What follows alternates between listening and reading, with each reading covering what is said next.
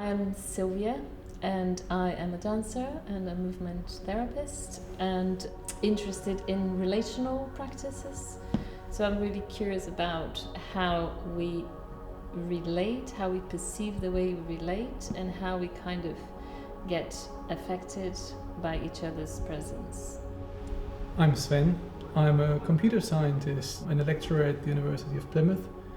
I'm mostly interested in automating or helping things to basically be automated or supported, and this is what I'm working on. So I'm using robots and I'm using computer games to help people either engage with something or communicate some ideas. Silvia's idea of having a presence or shared presence in a space was what interested me. So we thought about what could we do, and I suggested audio as one way of moving away from that. And I said there's a way of doing audio localization and maybe finding a shared point in space, and then we basically started bouncing around ideas of what we could do with shared spaces and audio. The first prototype relies still heavily on a screen, but you have a focal point in the space, which is the device where you move around.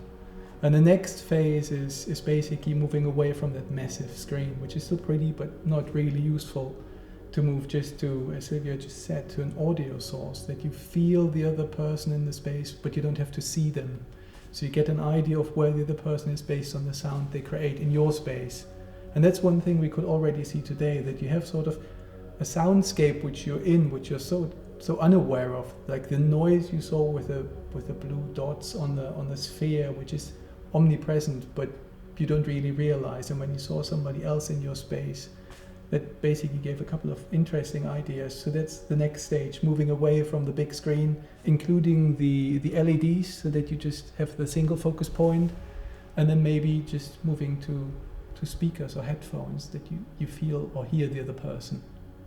So it's really exciting to kind of know that we have a lot of potential to develop where we want to go with this, in terms of how then, my sound, if I become a soundscape, how my sound will interact with Sven's sound or with dancers, and potentially how that interaction would then create a new sound. I think there was a moment where we were talking about, wasn't it, what does technology bring in terms of presence, and we discussed a lot about that is not replacing touch or replacing any sense of human, is actually to enlarge our kind of perception and our capacity to perceive, so that we don't need to have sight, but sight can be there, but we're kind of giving another layer of how we can perceive and relate with humans, and notice what that kind of presence creates.